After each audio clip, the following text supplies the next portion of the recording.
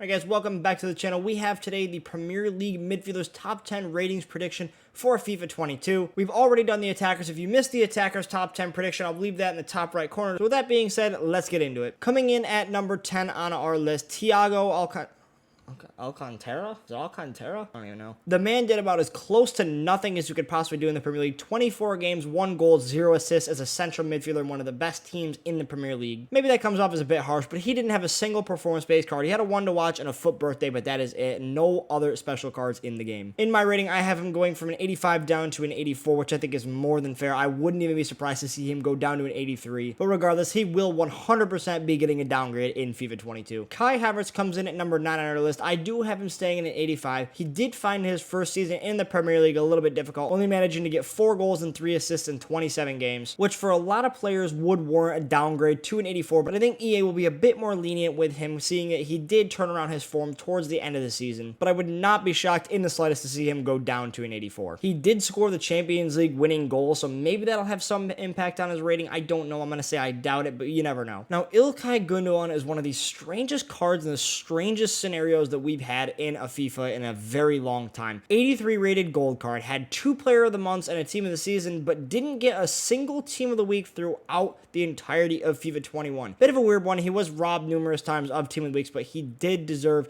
the both player of the months and the team of the season nonetheless. But I do have him going up to an 85. I do think the only real reason he is getting a +2 upgrade is because he did have that little bit of a purple patch when Kevin De Bruyne did go out. Kevin De Bruyne came back and he did kind of slow down a little bit, which is expected in all fairness. In 28 appearances, he managed 13 goals and 2 assists, which is a massive increase on his previous season, where he only managed 2 goals and 1 assist. Jordan Henderson comes in at number 7 on our list. He's a card that I do see getting a downgrade. He wasn't anything spectacular this past season, and to remain as a walkout or as that 86 plus threshold, you do need to have a somewhat decent year, especially when you are an aging player and you are at that 86 threshold for the walkout anyways. So I see him getting a downgrade. He was injured for a good part of the season, which doesn't help your rating whatsoever, and even when he was playing, he was subpar at best by his own standards and by the club standards. So I think he will be receiving a -1 downgrade. He did receive 1 inform, but he's 31 years old. So like I said, the age tax will be taking its toll on this one. Now, Rodri was a very important player for Manchester City. I have him coming in at number 6 on my list. 86 rated +1 upgrade. He was the player for Manchester City, similar to that N'Golo Kante style of player, where he was the one that sat deep and allowed the 2 other attacking midfielders and wingers to really get forward and not have to worry about too many defensive duties. He did a fantastic job of holding down that midfield for Man City in their title-winning season, and in 35 games, keeping 12 clean sheets, scoring 3 goals, and getting 2 assists. I think that does warrant him getting a +1 upgrade, especially considering that Man City did win the title. Now, Fabinho comes in at number 5 on our list. He has a similar story to Jordan Henderson, the exact same thing. I'm not going to repeat myself, but I do have him getting a -1 downgrade. Not quite as old as Jordan Henderson, 27 years old, so I don't think the age tax has anything to do with this. He just wasn't that good this year. He got 1 inform. Other than that, extremely pedestrian throughout the entire season, played center back for the vast majority of the year, but in a Liverpool squad that struggled all the way around, I do have him going down to an 86. Remaining at an 87, I wouldn't exactly be surprised, but I think it would be a bit of a ripoff to some of the other players who maybe deserve to get that kind of rating. Or maybe I'm completely wrong. Let me know in the comment section down below what you think Fabinho and Jordan Henderson will be rated in FIFA 22. Now, Paul Pogba is another very strange one. He only managed to play 16 games in the Premier League, getting 1 goal and 3 assists, but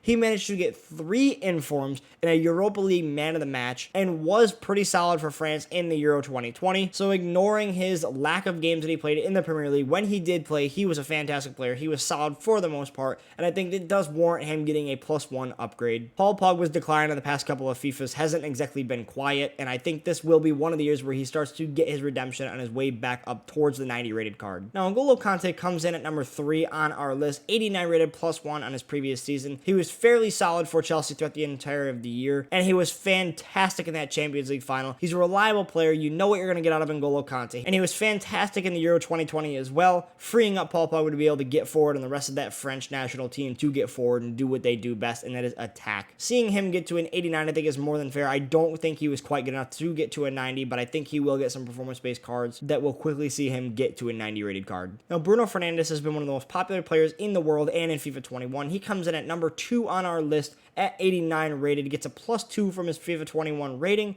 He had some of the most inform and special cards in FIFA 21 as a whole, having 2 informs a team of the group stage, 2 player of the months, a team of the season, and a team of the year. I don't know if there are many players in the game that had more or even the same amount of cards as Bruno, but nonetheless, I think he was the best midfielder in the Premier League this past season, and the stats will back that up. And I would not be shocked in the slightest to see him get to a 90. I think he deserves a 90, but I don't think EA realistically will give it to him. Continuing on his form from last season, already in the 2021-2022 Premier League season, he natted a hat trick in game week 1 against Leeds. Now, Kevin De Bruyne was far from his usual self, but I do have him coming in at number 1. He only played 25 games in the Premier League season. He was injured for the vast majority of the season, but he still did manage to get 6 goals and 12 assists, although a lot of those goals did come from the penalty spot. I have to make that a point. And he really didn't have that many cards in FIFA 21. He had a team of the group stage, a team of the week, and obviously the team of the year and team of the season, plus the summer heat, which is a performance-based card, as we all know, but he was fairly pedestrian and far from his usual self for the vast majority of the Premier League season. So I do have him getting a -1 downgrade from a 91 to a 90. Right, guys, that is my FIFA 22 Premier League midfielders top 10 ratings prediction. Let me know in the comment section down below if you agree, disagree, or if I missed anyone or left anyone out of this list that deserved to be in it. And if you are new to the channel, make sure you smash the subscribe button, leave a like on the video. I will be putting out loads of these videos for each of the top 5 leagues, as well as the top 10 ratings prediction for FIFA 22 as a whole. So like I said, make sure you smash the subscribe button, and as always, I thank you all so much for watching. We'll see you in the next one. Peace, fellas.